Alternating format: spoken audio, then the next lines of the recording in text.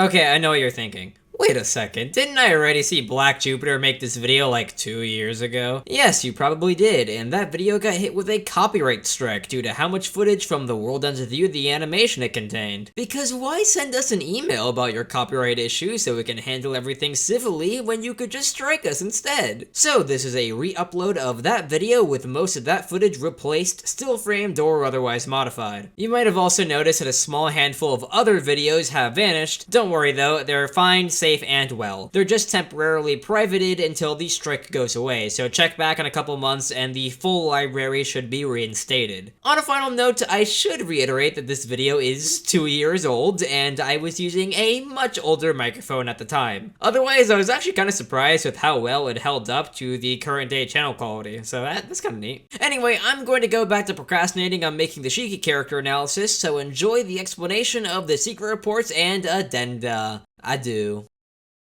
Hello, I am Agent Random of... So anyway, I finally fully completed Neo The World Ends With You. Full reaction over there. And one of my favorite things about any World Ends With You endgame are the secret reports. I just love the lore of this series so much, but there aren't too many videos out there really breaking it down so that anyone can fully understand what they're talking about. So that's why today I've decided to take a look at the secret reports of the original game. I'm sure a lot of you have a good understanding of these already, but I figured it would be good to have all my bases covered before diving deep into Neo's reports. If you just want to get the Neo breakdown, have no fear, the video is already done, I hope, and will be live tomorrow. I hope. Alright, no duh, full spoilers for the original game. I'm assuming that you're here because you want to know everything that there is to know about this game, so I'm hoping that won't be an issue. There will not be any spoilers for Neo, though. I am also going to assume that you have played the main story, or at least are familiar with what goes down in the game. The final thing that I want to bring up before I get going is that the secret reports aren't like the secret reports in something like Kingdom Hearts, where it's usually just a bunch of vague teasers for future games. These reports actually have a narrative with like a plot arc and twists and stuff. For the sake of this video, we're pretty much going to be foregoing all of that, and I'll just be giving you the straight facts. No beating around the bush with stuff like who the mysterious author is. It's Sane Hanekoma, Mr. H. If you only played the main story, you may be confused as to what exactly his role is. Mr. H is an angel from a much higher plane than this here UG. Essentially, angels are beings from somewhere beyond the underground that oversee the game and UG. They have a lot of different roles, but the one that's going to be relevant right now is the producer, or as we know him,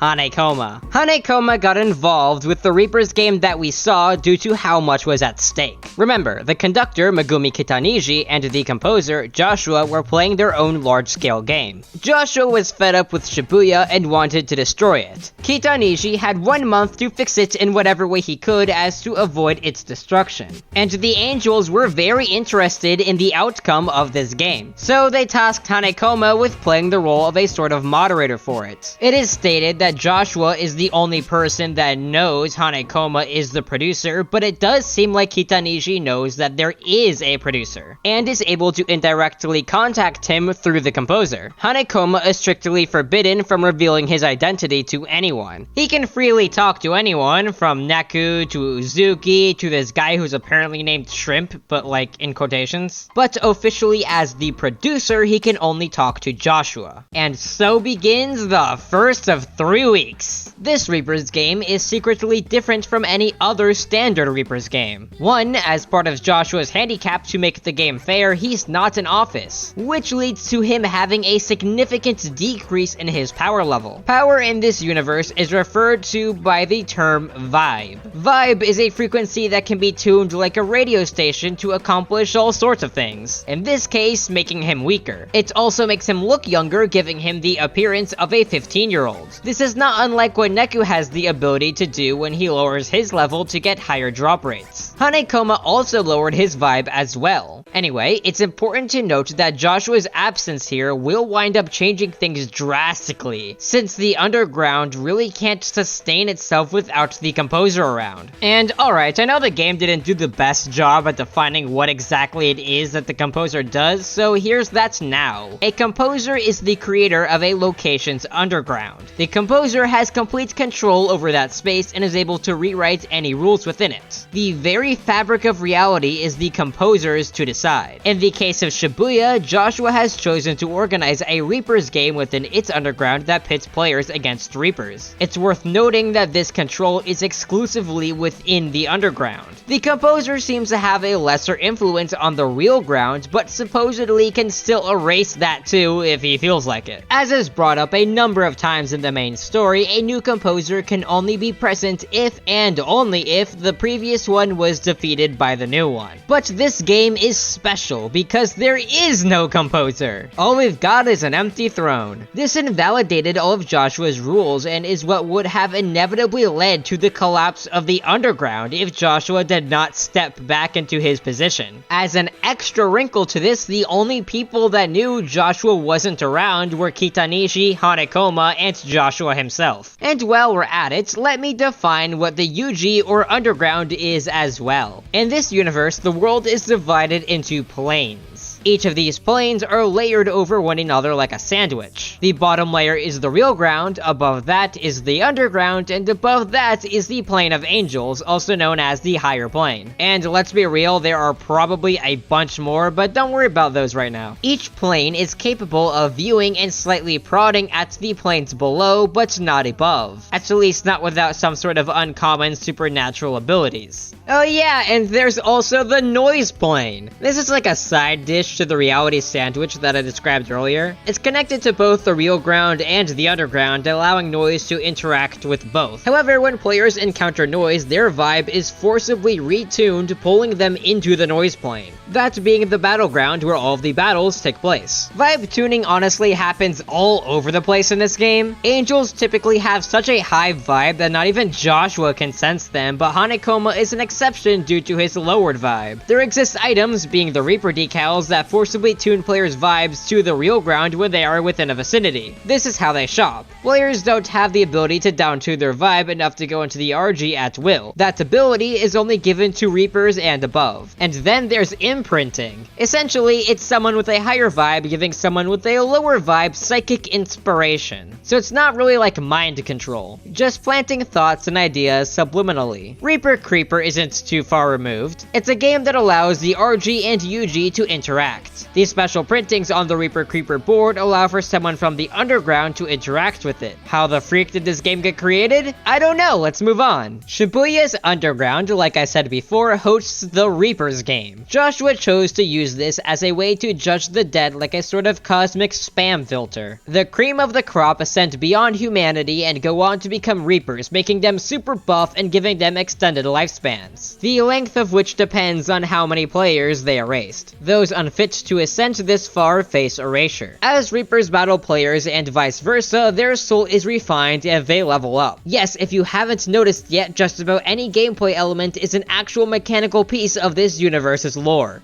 Crazy. As Reapers level up, they go through 3 stages. There's the default rank of Grunts. These will contain your Wall Reapers and Harrier Reapers like Karya and Uzuki. Then there are Officers, who are typically among those selected to be Game Masters, as well as the Conductor. And finally, there is the Composer. Most Reapers don't actually wind up going through these stages and are typically just erased by players. When someone is erased, they leave behind their soul. This soul can go on to take on a new form once given the proper imagination. This can range anywhere from a pin to another Reaper, and every being in the underground carries soul, not just players and Reapers, but also Noise. Noise are beings with no real consciousness. They act on the instinct to multiply and devour soul. They attack players and possess people on the real ground. The soul that they consume is pretty much permanently deleted even if you erase the Noise. When a possessed person is freed from the Noise, it's reported that those people feel a rush of euphoria. Hanekoma also makes a note of saying that while no noise has been recorded doing this, the same would likely happen if they were to possess someone in the underground. Reeling back to the main story itself, the second major difference in this grand game between the composer and the conductor is that Joshua has entered a handpicked champion. Officially referred to as the proxy, it's Neku Sakuraba, our favorite local emo boy. He's unknowingly playing for Joshua's team and is trying to thwart Kitaniji and his plan. No one actually knows the identity of who the proxy is, but it doesn't take Hanekoma long to figure it out. Okay, now remember how I said that Hanekoma was a sort of moderator. That means that he's tasked with making certain items when either of the two players requests them. And on the first day, Kitaniji requested the creation of the red skull pins. Quick definition on how pins work. They are fueled by an energy called imagination. How someone's imagination works will affect how their psyches come out. Sometimes these psyches are literally imagination, like shows level iFlare, which uses the symbol for a mathematical imaginary number. Typically, an angel is able to track someone's true intentions through their imagination. However, Kitaniji had put his request through Joshua in order to reach Hanekoma. That meant that Hanekoma was unable to see Kitaniji's fingerprints on it. All he had were those composer cooties. I've already outlined vibe as sort of one's power level and imagination as the fuel for their power.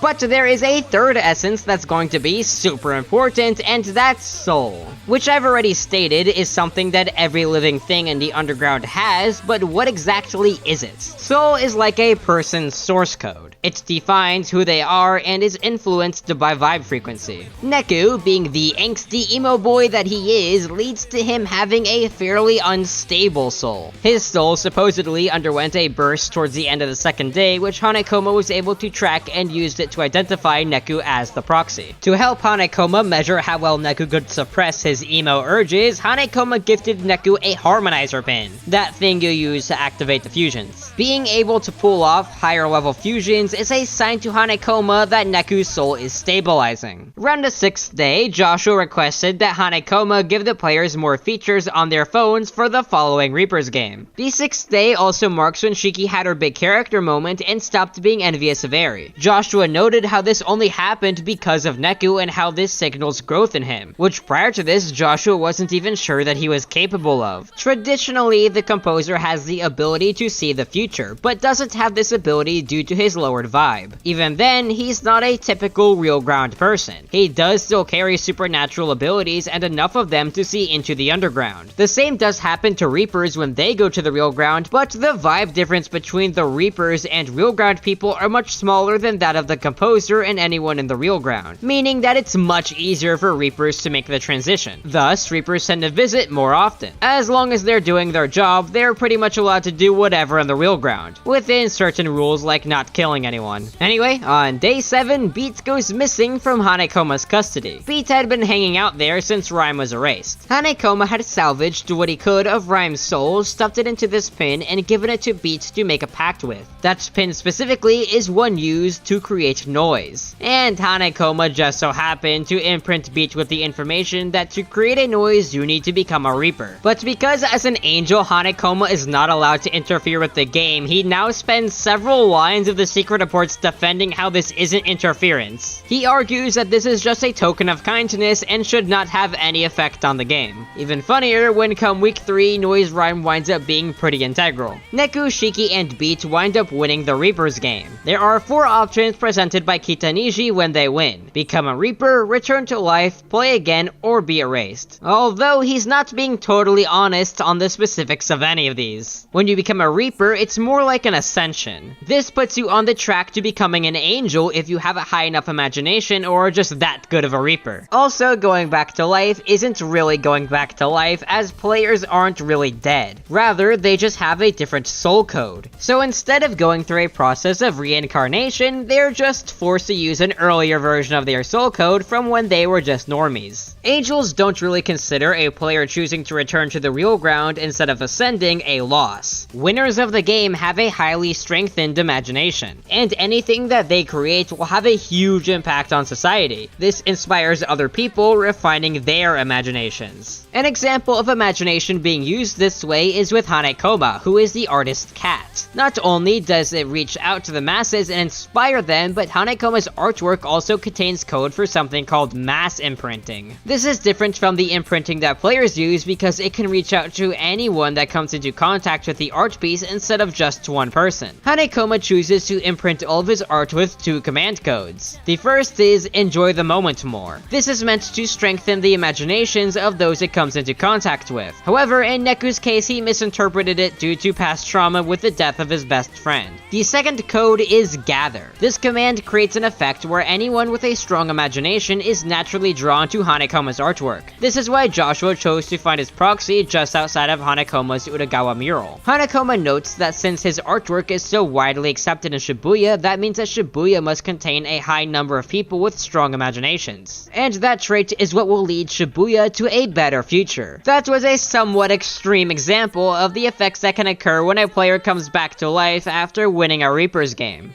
Unfortunately, that is not an option for any of this game's winners. You see, only Joshua carries the power necessary to revive people. Since Kitaniji is essentially playing substitute teacher, he can't do that. But he also can't let anyone know that Joshua isn't around. So what is a sunglasses man to do? Well, he walks out with Beat, who asks to become a Reaper, easy peasy. As for Shiki, who would have ordinarily been revived, he cleverly makes her Neku's new entry fee, and Neku totally buys that she's what's most important to him right now. That's right, everyone, Kitaniji is the world's first Neku and Shiki shipper. Lastly, Erasure. This is an option that basically no one would ever actually choose, but fun fact, if you win the game and have a sucky imagination, you're just kind of forcibly erased. Neku chooses to enter the game again. Not like he really had a choice. It's here that Joshua decided that he wanted to get in on the action himself and to become Neku's second partner. Joshua did this for 3 reasons. 1, to investigate what it is Kitaniji was planning. 2, to protect Neku. And thirdly, to teach Neku about some fundamental lore that he was going to need to know. Like what the composer is and where he can find him. Although in reality, Joshua is just pointing Neku this way so that he knows where to go and beat down Kitaniji. Now that Joshua was back in the underground, he had more powers at his disposal, but he couldn't use the full extent of them or he could reveal his identity. That eventually winds up happening anyway, but at the start of the week, Joshua's at least trying to be a little discreet. But Neku's also in a little bit of a pickle this time around. Remember how I said that his soul was unstable because he was a little angsty emo boy? Well, now he's a little angsty emo boy that has his memories back and knows exactly why he's a little angsty emo boy, leading to what should be more instability. Also, Joshua's there and just being near a down-tuned composer for an extended period of time causes Neku even more strain. It's said that apparently this would be enough strain to really mess up most people. However, Neku is so determined to get Shiki back that he's less bothered by it. Hanekoma did inform Joshua on this day that his phone upgrades were ready, but Joshua was unable to go and get that done because Neku was pretty tunnel visioned on clearing the missions. On day 2, Hanekoma had to make a decision. He doesn't want either Joshua or Kitaniji to carry out their plans. Hanekoma's hoping that Joshua will change his mind, but needs a backup plan in case he doesn't. And that backup plan is Sho Minamimoto. On the second day, Hanekoma taught Sho how to create taboo noise and about the taboo refinery sigil. Hanekoma did so to give Sho the power to defeat Joshua. Hanekoma had even told Sho the composer's identity, and Sho used that information to try and kill Joshua in the real ground. His logic was that Reapers lose all their powers in the real ground, but he did not realize that that logic does not apply to composers as well, and that kinda backfired a bit. Hanekoma did this because Sho was more obsessed than anyone else with becoming the composer. It also helped that Sho was disloyal to the Reapers and usually preferred to do his own thing. Because he doesn't typically answer to authority, he wouldn't report Hanekoma for an illegal interference, and because he's a loose cannon, no one would think that his actions were that much stranger than his usual antics. This new knowledge that Sho had obtained caused him to totally shift his plans for the week and spend all of his time cooking up taboo noise instead of actually making missions. However, Hanekoma doing this is considered a serious crime and led from Hanekoma going from being an angel to a fallen fallen angel. As far as I can tell, a fallen angel is just a criminal angel. The other angels quickly noted that a fallen angel was interfering, and if they ever identified that person to be Hanekoma, he'd be in deep trouble. Hanekoma hopes that one day his sins will be judged as worth it, but there's no real promise there. Still, he's happy to carry this title as long as Shibuya's safety is guaranteed. On the third day, Hanekoma was finally able to give Joshua his phone upgrades. This is the tracker that Joshua was using throughout the week. Specifically, it was set to track Kitaniji's imagination and allow Joshua to hunt down anything that's got Kitaniji involved with it. I've said before that Hanekoma wasn't able to do anything with the traces of Kitaniji's imagination, but that's because he was trying to backdoor his way into finding out Kitaniji's true intentions through the red skull pins. Joshua is just trying to locate them, start playing detective, and hopefully figure out what's going on from there. This is why the tracker led Joshua to Shadow Ramen, where they were selling tons of red skull pins, and the Shibuya River because the barrier on it was made by Kitaniji. That's his noise symbol. Or it could maybe also be because Kitaniji himself was probably just past that point. But back to the red skull pins, what is it that they do? Well, similarly to Hanekoma's artwork, they are used to mass imprint. But very specifically, they imprint the will of Kitaniji. Kitaniji's will is that everyone basically apologizes to Joshua. So he forces everyone in the city to only think and feel that their days have been filled with countless wrongs and makes them ask for true redemption. On the final day of the second week, Kitaniji finally decided to do something about Sho and sent his own mission to Neku and Joshua, asking them to erase Sho. Joshua made sure that Neku would be entered into the following game by erasing Sho, and then removed himself from the equation by defending Neku from Sho's level eye flare and pretending to be erased. At this point, Joshua chose to flee to a parallel world, which, oh boy. So you remember my analogy where the whole world was a sandwich, right? Of course you do. Now imagine you're at a table with a bunch of other people who all have their own sandwiches. Each of these sandwiches may look like yours, but are fundamentally different. Joshua left the primary sandwich and traveled to a different sandwich so that he could hang out there for a while. Okay, to not use a stupid analogy, there are seemingly infinite worlds in this series which all split off from one another whenever something could play out differently. The world that Joshua went to is the world from Another Day, that optional chapter you get after beating the main story. You can even find the main world Joshua just chilling in the Room of Reckoning when you play that day. As Joshua is still not allowed to increase his vibe, he lacks the ability to return home. This is because of how travel works between worlds. Anyone can theoretically do it, but it requires drastically upping your vibe. Traveling through worlds also adds stress to your vibe, forcibly lowering it. This seems to be what happened to Joshua. His base vibe and his weakened form was lowered, so he was unable to make the trip back. Angels are beings that are naturally made for traveling between worlds and don't really have to worry about limitations like this. So Joshua should have been out of the world pretty quickly, as all he needed to do was shoot Hanekoma a message saying where he was at. But he just got so engrossed in that tin pin slammer grind that he almost took a week to contact Hanekoma. Anyway, Neku wins the game again. This time Kitaniji uses the fact that Joshua played the game illegally as an excuse to make the game null and void. He then forces Neku to play again and continues to hold Shiki hostage while still giving him a new entry fee. This is all because Kitaniji still cannot revive either of them without Joshua there. At the start of the third week, Hanekoma was out for an evening stroll when he happened upon Sho's Taboo Refinery sigil. Hanekoma noted that this sigil was a direct translation of how they're written in the Plane of Angels, but not every sigil translates exactly to the underground. Unfortunately for Sho, he had forgotten to convert his sigil and it wasn't going to work. Hanekoma told the angels that he was a good boy and destroyed it on the spot. In reality, Hanekoma actually went ahead and fixed up Sho's sigil, allowing it the ability to eventually revive Sho.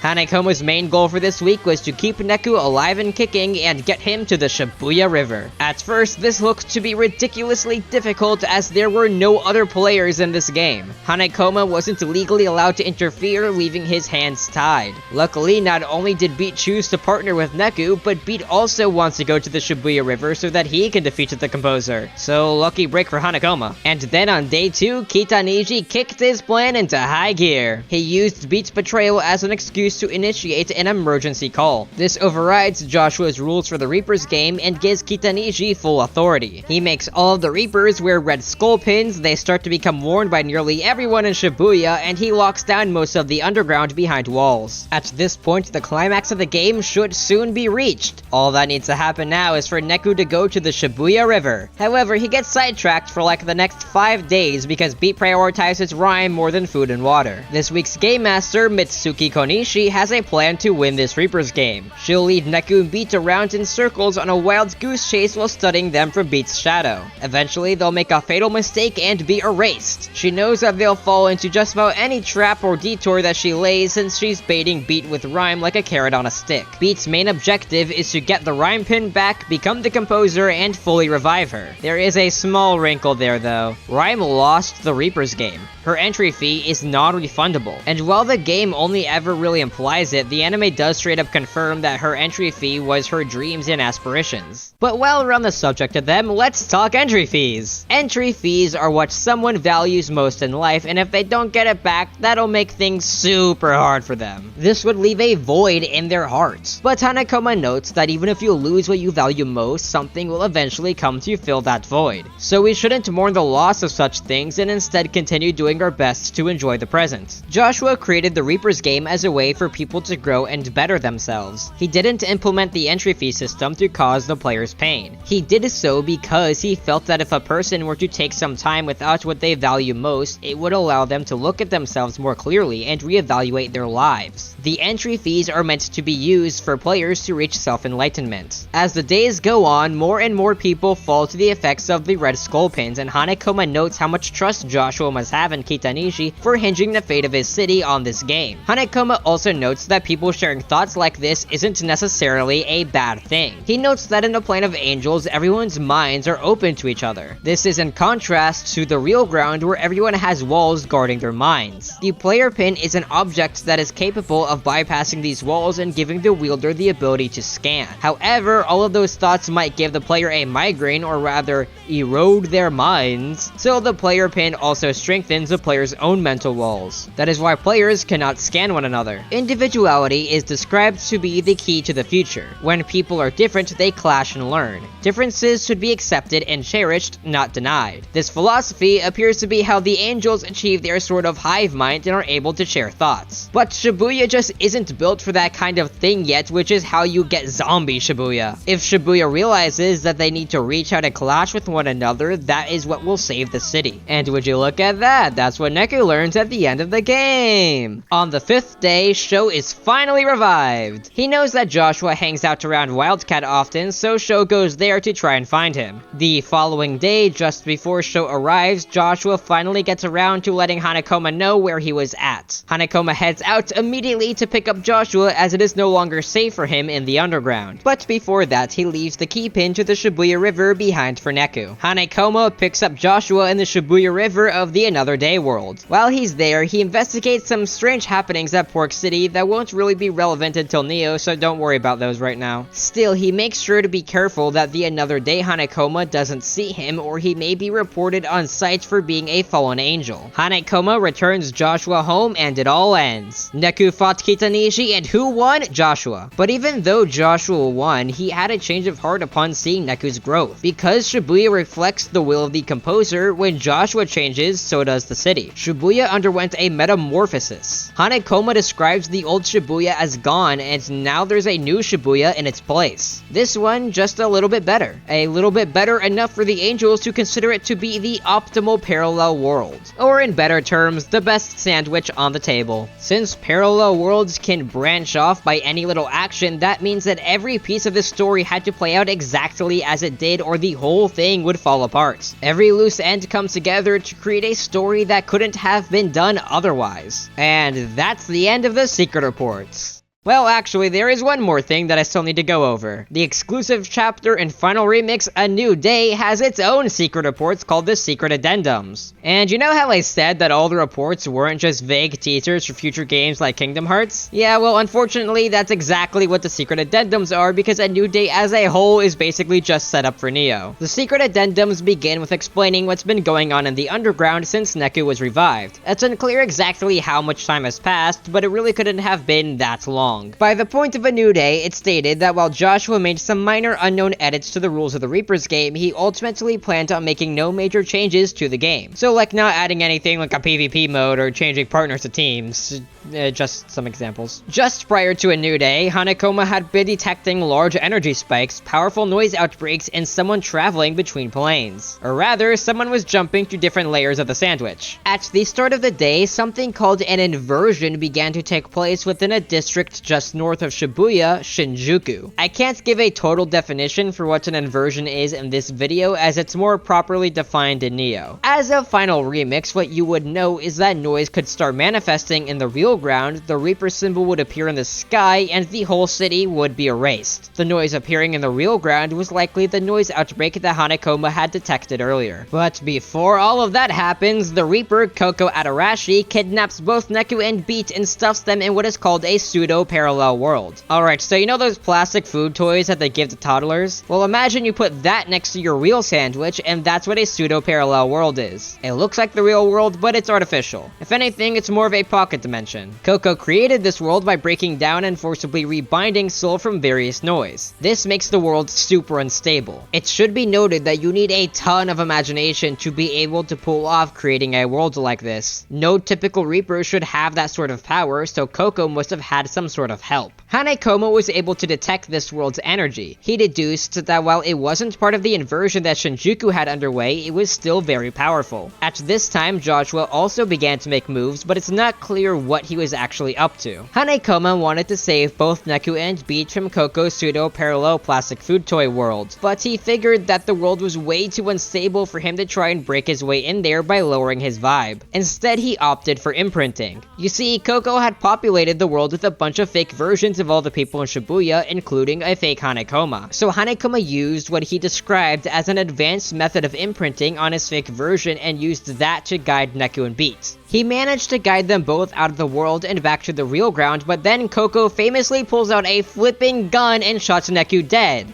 Again.